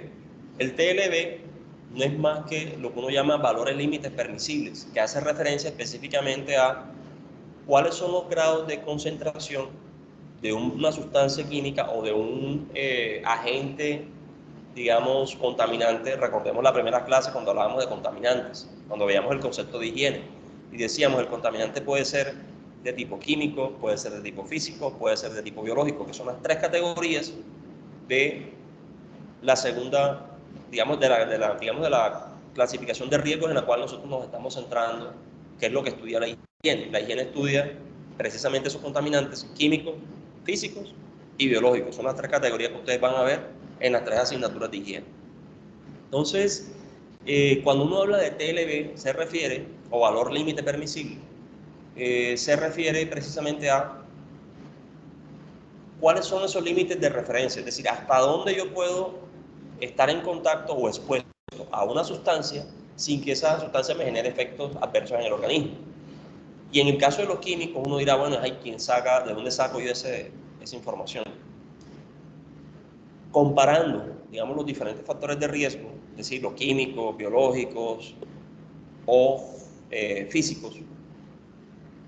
Los químicos tienen una particularidad que es lo que hace que, yo no sé si ustedes recuerdan, cuando yo empecé la primera clase de químico, les decía que si uno se pone a comparar los diferentes factores de riesgo, el químico es el más complejo, no porque sea más difícil. Y ahora me van a entender por qué, ya habiendo visto, digamos, la clasificación y los efectos. Es el más difícil, a mi juicio, es porque es más complejo de evaluar y de medir. Si tú vas a hacer un estudio de ruido, por ejemplo, el ruido es un contaminante físico. La iluminación es un contaminante físico. El estrés térmico es un contaminante físico, para poner tres ejemplos. Si yo voy a hacer mediciones y evaluaciones de ruido, por ejemplo, ya yo sé por norma que por encima de 85 decibeles el oído humano empieza a tener efectos adversos ante la presencia de ese contaminante. Y eso está establecido por estudios, o sea, eso ya está normalizado en cualquier parte del mundo. 85 decibeles es el límite permisible tolerable para una jornada de 8 horas laboral. Y ya, pare de contar. Y ruido es ruido aquí en cualquier parte del mundo. Tú te puedes ir a Australia y el factor de riesgo ruido es lo mismo que si lo estuvieras evaluando en Sabana Grande o en Sabana Larga. Es lo mismo, ¿cierto? Con el caso de los químicos sucede diferente.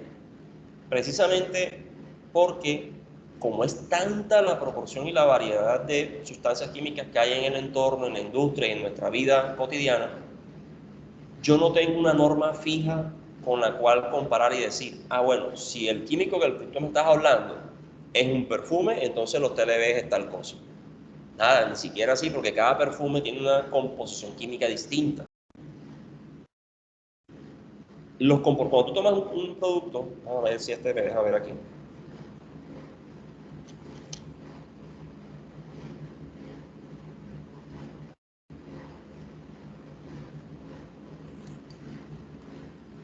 Esto es un refresco, un té. Dice, ingredientes, agua, azúcar, jugo de manzana, hasta ahí todo bien. Ya, uno dice, normal, natural. Después vienen y tiran acidulantes, ¿y eso qué es? Yo no conozco ninguna sustancia natural que se llame así. Entre paréntesis, ácido cítrico y acidrótico, té negro, saborizantes naturales, regulador de acidez, citrato de sodio, antioxidante, ascorbato de sodio. De esos químicos que mencioné ahí, conozco como 2 o 3, los demás no tengo ni idea de qué son. No sé ustedes, repito, yo no soy químico y me imagino que ustedes tampoco, pero estoy hablando de un producto que yo me estaba consumiendo ahorita. Un té, yo me imagino que ustedes también toman esto, o te toman una Coca-Cola. La Coca-Cola es peor porque este por lo menos dice qué ingredientes son, pero la Coca-Cola uno no sabe la fórmula. Y así te puedo poner muchos ejemplos de sustancias o productos en el entorno o en el ambiente que uno desconoce. Yo me estoy tomando un té y yo pienso que esto, pues voy a poner mi caso personal, mío. Yo tomaba mucha Coca-Cola y era fan no, yo creo que era ya, eso era un vicio de la Pony Malt. Yo todas las noches me tomaba o un chito, o un chistris, o un boliqueso con una Pony, eso era fijo. Y por temas de salud, pues, yo tengo muchos años sufriendo de gastritis, eso un día el médico me dijo, mira hermano, usted se está metiendo una bomba todos los días en la noche, en su organismo. Y me empezó a explicar un poco esto que les estoy mencionando. Y ese día dije, no más, cuando me empecé a meter en el tema de la vida saludable y todo el cuento, dije, no más Coca-Cola, no más Pony, no más Chistris, nada de eso. Lo cambié por otras cosas, ahora como galletas, tomo té, pero fíjense, ahora que me pongo a revisar los componentes del té me doy cuenta, oye, esto es químico. O sea, que la cosa tampoco es que sea tan natural como uno cree, ¿cierto? Tú dices, voy a comprar una botella de... Hay un producto que yo también últimamente estoy tomando mucho, que es que es como sábila, Sabiloe. Me dijeron que era bueno y yo digo, bueno, vamos a probarlo a ver. No me he puesto a revisar qué sustancias tiene el Sabiloe, pero estoy seguro que alguno de esos químicos lo debe tener. ¿Por qué? Porque es que son sustancias que tienen algún tipo de preservante. Eso es lo que hace que el producto tenga más durabilidad en el tiempo. Si no, ese Sabiloe que yo compro a los 2, 3, 5 días, yo qué sé, ya sabría extraño. Pero como tiene unos preservantes que hacen que el producto dure más tiempo, ahí tú tienes una presencia de sustancia química. Entonces, ¿qué pasa? Que son tantos, fíjense, por ejemplo, en este caso, la combinación de químicos que esto tiene. ¿Cómo hago yo? La verdad no tengo ni idea de qué efectos tendrá cada uno de esos químicos. Uno asume que por ser un producto de consumo, pues no deberían generar efectos adversos en el organismo. Vaya usted a saber, realmente no lo sabemos, esa es la realidad. Ni lo vamos a saber en muchos años, cuando ya querramos saber ya no estaremos por aquí. Pero el punto al que quiero ir un poco para cerrar la idea de por qué los químicos son tan complejos es precisamente ese. Hay tanta variedad de químicos y hay tanta combinación de químicos en nuestra vida cotidiana, ahora llevemos eso al ambiente laboral, peor, que es muy difícil que yo establezca un límite o que yo establezca un parámetro de control, porque para cada químico existe un parámetro de control particular. ¿Qué tanto puedo yo tolerar, por ejemplo, presencia de cloro en un ambiente, eso tiene que tener seguramente unos parámetros de control. ¿Qué tanto puedo tolerar yo ácido sulfúrico en un ambiente? Eso tendrá unos parámetros de control. O sea, cada químico tiene unos parámetros particulares y la combinación de todos esos productos químicos lo que hace que tengamos tantas sustancias peligrosas en el ambiente que uno desconoce, no sabe, y ni siquiera tenemos idea de qué efectos pueden tener en el organismo. Entonces, eso es lo que hace que los químicos como factor de riesgo sean tan difíciles de manejar en comparación con el resto de los factores de riesgo que se estudian en higiene ocupacional en términos generales.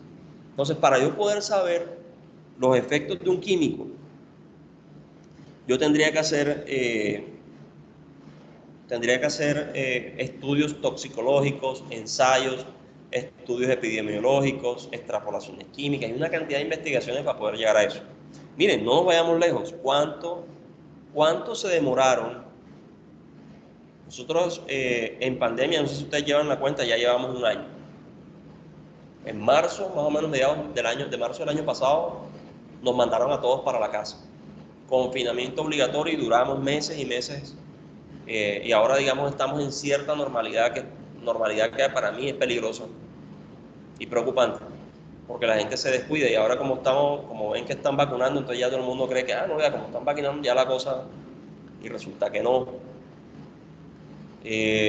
Yo no quiero alarmar a nadie, ni mucho menos, simplemente por el contrario, llamarles la atención y decirles, hey, chicas, cuídense, cuiden a sus familias, cuídense más ahora, porque a diferencia del año pasado, para esta época nosotros estábamos muy digamos, como con las alertas puestas por todos lados, y uno era muy cuidadoso con todo. Yo hacía compras, por ejemplo, ustedes se acuerdan, el año pasado, para hacer compras te tocaba esperar el pico y cédula, o cada 8 días, y si no comprabas ese día te fregaste. Bueno, cada vez que yo hacía compras, yo llegaba a la casa, ponía las bolsas afuera, metía una por una, y lavaba absolutamente todo lo que compraba. Hoy en día, ya no siempre lo hago. Y por eso lo estoy diciendo, uno se ha vuelto hasta cierto punto descuidado en cosas que antes estábamos como con las alertas y las campanas puestas. Como ahora hay cierto grado de flexibilidad mayor, los contagios supuestamente han bajado, y fíjense que la semana pasada Atlántico fueron 600 y pico de casos hace un solo día. Así que la cosa no está tampoco como la gente cree, y es un tema que hay que, repito, cuidarse. Pero para yo poder, fíjense ustedes, un virus que nos llegó así desconocido, ¿cuánto nos ha costado a la humanidad aprender de él? Porque todavía ahora no sabemos a ciencia cierta, con toda la propiedad del mundo, cómo actúa.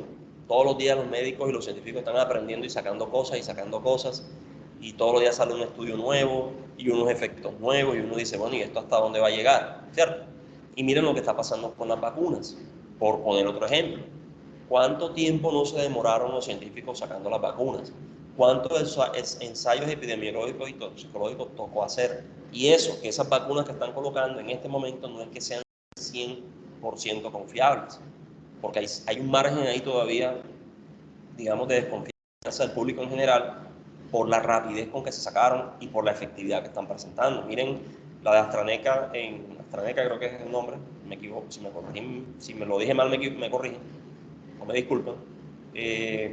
Fíjense que cuántos países no la están prohibiendo o la están bloqueando porque ya empezaron a encontrar cosas ahí. Y no con esto, repito, no quiero ni asustarlos ni decirles nada, no se trata de eso. Lo que les quiero decir es lo complejo que es el mundo de las sustancias químicas y lo complicado que es establecer un parámetro, digamos, de control.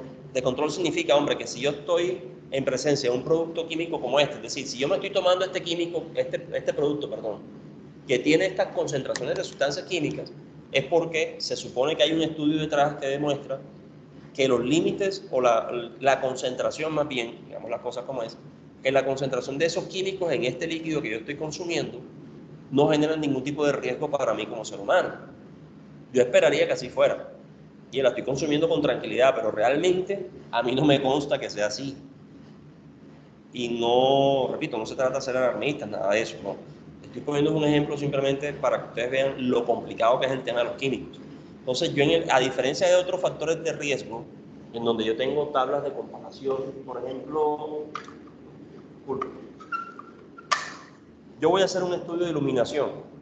Bueno, yo cojo las tablas que da la Asociación Norteamericana de Higienistas Industriales y ellos dicen cuáles son los parámetros, los rangos o los límites permisibles de iluminación de acuerdo al espacio y a las necesidades que tiene. Entonces uno se va, busca una tablita, toma las mediciones y compara y listo, eso no tiene pierde. En los químicos no pasa eso. En los químicos el asunto es más complejo porque cada producto químico tiene unos TLB o valores límites permisibles diferentes. El TLB lo que te dice es, oye, ¿cuáles son los rangos o límites o parámetros en los cuales tu organismo puede tolerar la presencia, el uso o el consumo de una determinada sustancia química? Eso es lo que significa TLB, ¿ok? No sé si está clara la idea. ¿Se entiende?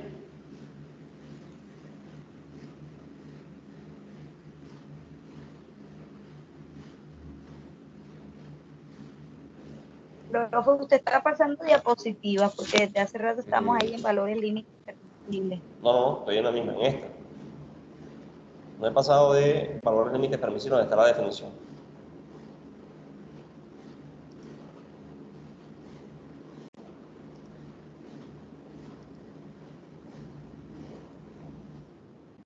Esta. Ahora sí voy a pasar de diapositiva para ver. ¿Cambió? Sí, señor. Ok. En relación a los valores límites permisibles, esto que estoy explicando aplica para todos los factores de riesgo. Lo que pasa es que obviamente lo estoy explicando con el químico de primero porque es el más complejo. Pero el resto de los factores de riesgo es más fácil manejar. ¿Qué pasa con los TLB? Vamos a utilizar la sigla TLB, que hace referencia a valor límite permisible. Los TLB, por un lado, digamos que hay varios conceptos que yo debo entender, que debo tener claro o conocerlos y manejarlos bien para poder manejar el tema de los TLB con toda propiedad. Primero, el concepto de exposición. Exposición hace referencia a la presencia de un contaminante químico, pues hablando de químico. Si es ruido, entonces será físico. Si es animal, entonces será biológico. ¿Sí? Hablamos de la presencia de un contaminante, en términos generales, cuando hablamos de exposición, y el trabajador o la persona está expuesta, está en contacto con ese contaminante. Ahí estamos hablando de exposición. ¿Listo? Se refiere, cuando hablamos de TLB, hablamos de exposición como la concentración a la cual una persona puede estar expuesta en cierto periodo de tiempo de referencia. Normalmente, las referencias se hacen con relación a una jornada de 8 horas, pero hay unos que varían, ahorita vamos a ver eso. El valor techo, que es el otro concepto, se refiere a la concentración máxima que el organismo puede permitir. ¿Qué significa concentración? Ustedes cuando cogen una botella de alcohol para que estamos utilizando ahora para desinfección de superficies y manos y todo el cuento, aunque el alcohol no debe utilizarse para limpiarse las manos, como les voy diciendo. Por eso el gel, el alcohol nos parte las manos. No sé, ustedes, hay personas que son menos sensibles que otras, pero hay personas que se echan, por lo menos yo me echo alcohol en las manos y me quito el anillo y automáticamente, aquí de hecho, está que ya sé que ustedes no lo alcanzan a ver, pero aquí me moví el anillo y aquí tengo precisamente la marquita del alcohol, a veces que yo cojo para desinfectar algo, y obviamente como está el anillo ahí y no me doy cuenta, eso me corta o me quema la piel, genera ahí digamos una reacción que en algunas personas es más fuerte que en otras. El valor techo se refiere a la concentración máxima de ese producto. Entonces, cuando yo compro alcohol, el alcohol dice alcohol 70%, alcohol 80%, alcohol 90%. La diferencia entre uno y otro es que cuando yo digo 70 o 90, el de 90 tiene mayor concentración del químico en esa solución. El de 70 es un alcohol más suave, digámoslo así, comparativamente con el otro. De igual manera pasa con los gel, el gel para mano. Hay gel para mano que son más fuertes que otros, hay unos que son más suaves, pero eso depende de qué, depende de la concentración del químico que estás utilizando, es decir, la mezcla que estás haciendo, para hablarlo en un término más sencillo. Lo importante para nosotros es entender que cuando nosotros hablamos de TLB o límites permisibles y hablamos de valor techo, nos referimos a la concentración máxima que se puede permitir para un producto en particular entre en contacto con el organismo. Si esa concentración supera ese valor, automáticamente ya nosotros entramos como si yo tuviera un semáforo. Ese punto que llamamos valor techo es el tope. Ahí, si yo supero eso, se prende enseguida el bombillo rojo del semáforo, por poner un ejemplo, digamos, un poco para entender la idea. Si hablamos de valor límite de exposición, hablamos del máximo ponderado. ¿Qué diferencia hay entre concentración máxima permisible y máximo ponderado? El máximo ponderado corresponde a la concentración promedio de una jornada de 8 horas. El valor techo se refiere a un momento, o sea, voy a tratar de poner un ejemplo para que me entiendan mejor. Yo tengo, vamos a suponer, estoy utilizando cloro para desinfectar el espacio, en este caso el salón. En una jornada de 8 horas, cuando yo hablo de valor límite de exposición, me estoy refiriendo, si yo entrara y tuviera un dispositivo y midiera cuál es la concentración del cloro que hay en el recinto, y yo pudiera medirlo durante 8 horas, y saco el promedio de esa concentración durante 8 horas, eso es el límite de exposición. ¿Ya? Es la concentración ponderada o promedio en una jornada de 8 horas máximas de trabajo. Mientras que el valor techo se refiere y te dice, oye, ojo, jamás en la vida utilices más de 5 mililitros de este producto. ¿Por qué? Porque si utilizas más de 5 mililitros, eso se vuelve tóxico. Te estoy diciendo, hey, ese es el valor, el techo, el límite. Hasta ahí puedes utilizar, no puedes utilizar más. Pongo un ejemplo, otro ejemplo, para que me entiendan más fácil. Una de las cosas que se está utilizando, hay gente que está a favor, hay gente que está en contra, yo lo estoy utilizando, la ivermectina, con fines, digamos, de prevención. No me sigan lo que les voy a decir, yo estoy siguiendo indicaciones de médicos y por eso lo hago con tranquilidad. Pero el consumo de la ivermectina, ¿qué te dice? Tú debes tomar una gota por cada kilo de peso. Entonces, oye, si te estoy diciendo eso y tú pesas 80 kilos, para poner un ejemplo, tú vas a tomar 80 gotas. No te vas a tomar, entonces hay personas que vienen, no, para que a mí me haga más efecto, entonces me tomo 90, 100 o 120. Ahí estás superando lo que te llama el valor techo. El valor techo te dice, hey, no superes una gota por kilo, eso es lo máximo que debes tomar para que ese producto se consuma en condiciones seguras, ¿ya? Que si yo tomo más de eso, estoy superando el límite de control o el límite permisible. Permisible significa ese punto en donde yo estoy tranquilo de que no me va a hacer daño en mi organismo. Si yo tomo más, si yo me tomo el doble, 160 gotas, pues yo no sé qué de, la verdad, pues no tengo ni más remota idea, nunca lo he hecho ni lo voy a hacer, porque lo tengo claro, de que yo no debo superar esa cantidad. Hay pastillas o productos, hay por ejemplo, personas que toman pastillas para alergia o para dolor de cabeza. Yo he escuchado, por ejemplo, mi esposa era una de ellas y yo a veces la regañaba, ya dejó de hacerlo. ¿Tienes dolor de tal cosa? Tómate 3 aspirinas. Y yo le decía, espera un momentico, ¿cómo te vas a tomar 3? Eso tiene, lee la caja y ¿qué dice ahí? La caja dice, máximo tantas pastillas por día cada 8 horas. Entonces, ¿cómo te vas a tomar 3? Te estás intoxicando, estás superando la concentración que tu organismo es capaz de manejar en condiciones seguras. Eso es lo que significa valor techo. Y el valor límite de exposición es el promedio de concentración que hay durante el día. Vamos a suponer el caso que yo hiciera una gráfica diaria de esa concentración.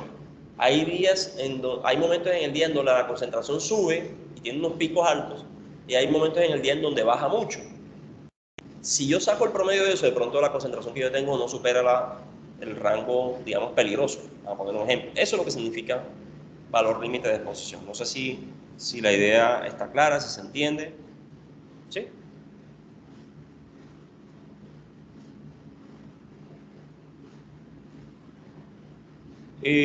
Hablamos también de valores límites ambientales. Los valores límites ambientales se refieren a la concentración de ese mismo producto, de esa misma sustancia, en una zona de respiración de un trabajador. O sea, estamos hablando de condiciones ambientales de trabajo.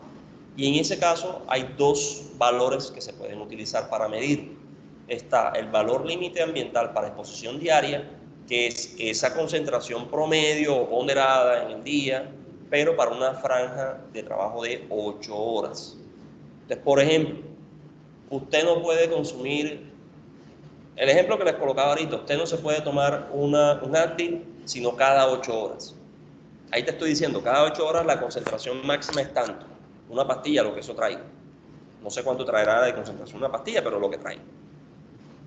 Distinto es que yo te diga, bueno, valor límite ambiental de exposición de corta duración. Entonces ahí estamos hablando de la concentración ponderada o media o promedio, como la quieran llamar, pero en una franja de tiempo de máximo 15 minutos durante la jornada laboral, en los cuales la persona está expuesta a ese contaminante.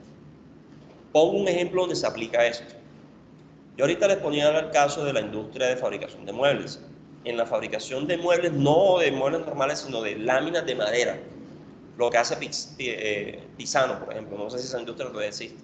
Ellos fabrican madera prensada, que son estas láminas que se utilizan para, por ejemplo, el soporte de las sillas que ustedes utilizan en los salones, o para fabricar los gabinetes de las cocinas. Eso es madera prensada. Resulta que ellos, para procesar esos productos, utilizan un producto que se llama ureaformaldehído, que es un producto altamente tóxico. ¿Qué pasa con ese producto? Ese es un producto donde aplica esto. Las personas que trabajan en esas zonas, en esas áreas de trabajo, no pueden estar mucho tiempo en esa zona. Y eso que deben estar con sus equipos, con todos sus equipos de protección personal y todo ello, ellas no pueden permanecer periodos de tiempo de máximo 15 minutos. ¿Por qué? Porque las concentraciones de esa sustancia es altamente tóxica, es altamente peligrosa. Es un producto tóxico, es un producto que impide la respiración, es un producto, de hecho, que genera una cantidad de daños en el organismo. Entonces, ahí es donde habrá productos en donde te diga TLB de exposición diaria y TLB de corta duración, y ya uno sabe, bueno, yo solamente puedo utilizar esta concentración si estoy expuesto durante 8 horas y puedo utilizar esta concentración si estoy expuesto 15 minutos máximo. Y esa es una forma de establecer unos rangos de control. Y tenemos los valores límites biológicos, que eso aplica solamente para riesgo biológico. Eso cuando lo veamos allá lo veremos. Es lo mismo, pero en este caso para sustancias químicas o biológicas en una zona de exposición de los trabajadores. Todos esos, digamos que en Colombia, en términos generales, las sustancias químicas utilizan los TLB que define la Conferencia Gubernamental Americana de Higienistas Industriales, la ACEIH, a través de la resolución 2400 del 79. Pero en el caso de los químicos, esto no aplica tanto. ¿Por qué? Vuelvo otra vez y les insisto en eso. Porque todos los días están saliendo nuevos químicos. Uno ve los nombres y no sabe ni qué es lo que está utilizando. Cada vez mayor la frecuencia y el volumen de sustancias químicas que nosotros utilizamos en el ambiente, en nuestros contextos, en nuestros entornos. Entonces, eso hace más difícil, digamos, el tema de los TLB. Como el tema de los químicos se hace difícil por ese lado, entonces aparecen uno de los mecanismos de intervención o de prevención o de acción que podemos utilizar son las famosas hojas de seguridad de los productos químicos, que eso lo vamos a ver la próxima clase precisamente.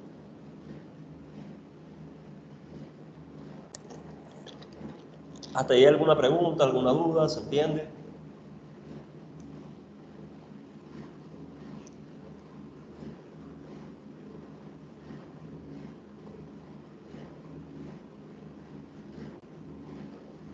Bueno, yo les voy a pedir, me toca suspender la clase ahora porque me citaron una reunión ahora a las 5. Era más temprano, pero pedí que la atendieran para poder avanzar en la clase. Voy a dejar hasta ahí, para también darles un poquito, no llenarlos, saturarnos tanto de tanta información, porque el tema de los químicos es un tema de los que mayor volumen de información tiene. Y por un lado es chévere, uno aprende de todo, pero hay que cogerlo también un poco con calma. ¿Me ibas a decir algo? Profe, ¿esas diapositivas usted las va a subir? Están en el aula cerrada, desde un inicio. En el aula están. ¿Semana qué? Dame un segundo, ya vamos a mirar enseguida. Espera un momento. Salimos de duda. Porque no sé, no está por pestaña. En la pestaña que dice agentes químicos, en la primerita, ahí está el material, la presentación de sustancias químicas. Pero déjame ver si me la deja abrir desde aquí.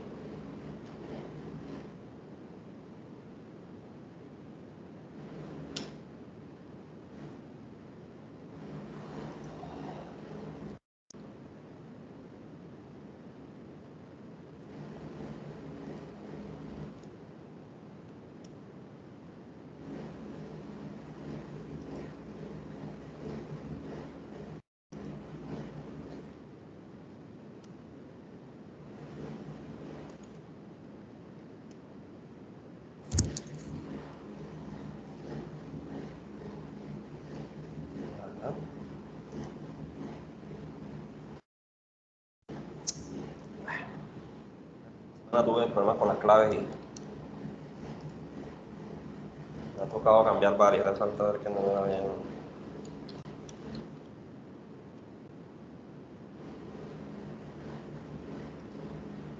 No me deja.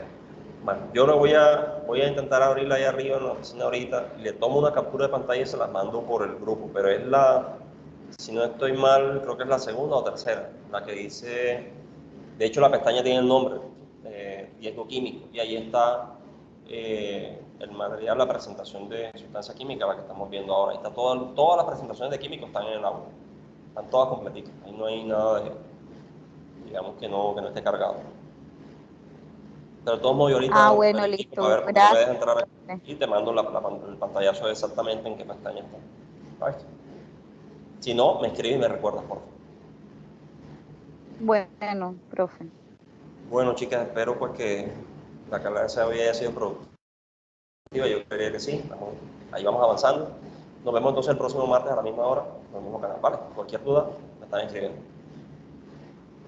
Gracias, profe. Bendiciones. Pues, cuídense mucho, bendiciones. Gracias, profe. Chao, chao. Feliz tarde.